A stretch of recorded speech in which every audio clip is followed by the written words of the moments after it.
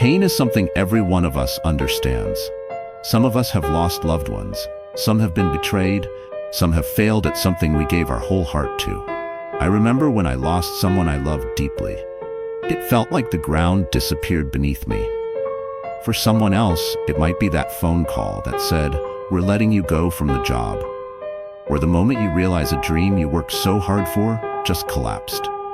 Pain wears different faces, but it always feels the same, heavy. But here's the truth. Pain doesn't just break us, it can build us. Behind every scar, there is a story, and inside every story, there's a seed of purpose waiting to grow. You can't find purpose by pretending you're not hurting.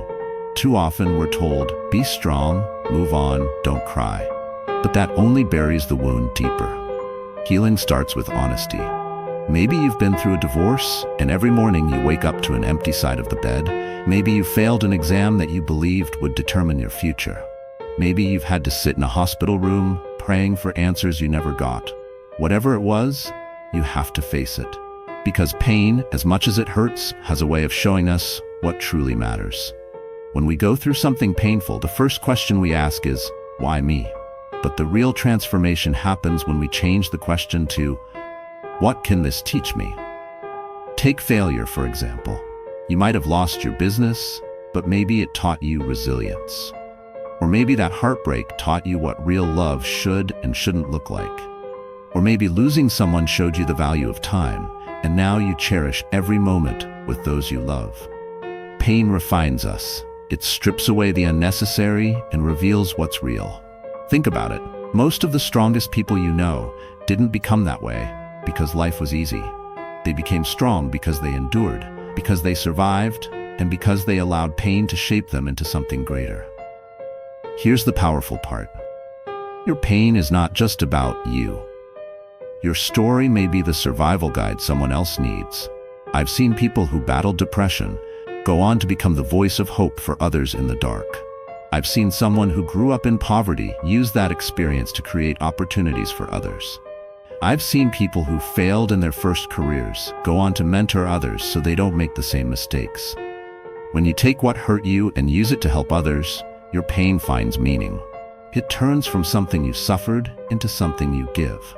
And that is where purpose is born.